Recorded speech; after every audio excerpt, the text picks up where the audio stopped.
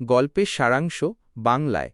ভিডিওটি জাদুকরী ষাঁড় ম্যাজিক্যাল বুল নামক একটি নীতিমূলক গল্প, যেখানে দয়া ও প্রাণীপ্রেমের গুরুত্ব তুলে ধরা হয়েছে। কৃষক সুরেশের দয়া রাজাপুর নামের একটি গ্রামের কঠোর পরিশ্রমী কৃষক ছিলেন সুরেশ এবং তার স্ত্রী শর্মা। রাত 12:01। সুরেশ খুব দয়ালু ছিলেন এবং কোনো আঘাতপ্রাপ্ত বা পরিত্যক্ত পশুকে দেখলে তাকে বাড়িতে এনে সেবা করতেন। রাত 12:08। ষাঁড় কেনার চেষ্টা। একদিন শর্মা সুরেশকে তার কষ্ট কমাতে জমিতে কাজের জন্য এক জোড়া ষাঁড় কিনতে বলেন। রাত 12:43। কিন্তু তাদের কাছে পর্যাপ্ত অর্থ ছিল না। শর্মার জমানো সামান্য টাকা নিয়ে সুরেশ বাজারে যান, কিন্তু একটি ষাঁড়ও কিনতে পারেন না। রাত 1:20। পরিত্যক্ত ষাঁড় হতাশ হয়ে ফেরার পথে সুরেশ জঙ্গলের ধারে একটি বৃদ্ধ ও পরিত্যক্ত ষাঁড়কে দেখতে পান। রাত 2:01। দয়া পরবশ হয়ে তিনি সেটিকে বাড়িতে নিয়ে আসেন। রাত 2:09। শর্মা প্রথমে একটি বুড়ো ষাঁড় আনার জন্য তাকে বকাবকি করেন, কারণ এটি কাজ করতে পারবে না। রাত 2:16। সুরেশ তাকে বোঝান যে প্রাণীরা অসহায় এবং তাদের কষ্ট প্রকাশ করতে পারে না, তাই তাদের যত্ন নেওয়া উচিত।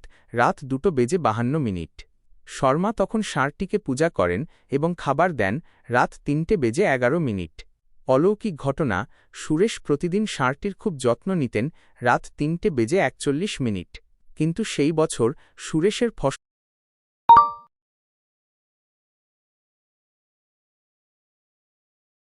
নষ্ট হয়ে যেতে শুরু করে এবং তিনি চিন্তিত হয়ে পড়েন। রাত 3:57। ষাঁড়টি তাদের কথোপকথন শুনতে পায়। ভোর 4:30। পরের দিন সকালে সুরেশ দেখেন যে তার নষ্ট হয়ে যাওয়া পুরো জমি রাতারাতি সবুজ ও স্বাস্থ্যকর ফসলে ভরে উঠেছে। ভোর 4:24। জাদুকরী ষাঁড়ের পরিচয়। হঠাৎ ষাঁড়টি সুরেশকে উদ্দেশ্য করে কথা বলতে শুরু করে। ভোর 4:49। ষাঁড়টি জানায় যে সে আসলে একটি জাদুকরী ষাঁড়। ভোর 5:07।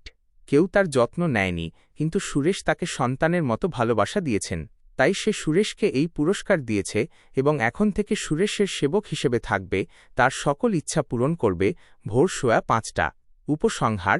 এরপর সুরেশ ধীরে ধীরে ধনী হয়ে ওঠেন এবং অন্যান্য প্রাণীদের জন্য আশ্রয়ের ব্যবস্থা করেন, তাদের যত্ন নেন। ভোর 5:35।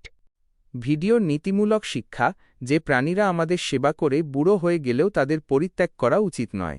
তাদের প্রতি ভালোবাসা এবং সম্মান দেখানো আমাদের কর্তব্য। ভোর 5:43। ইউটিউব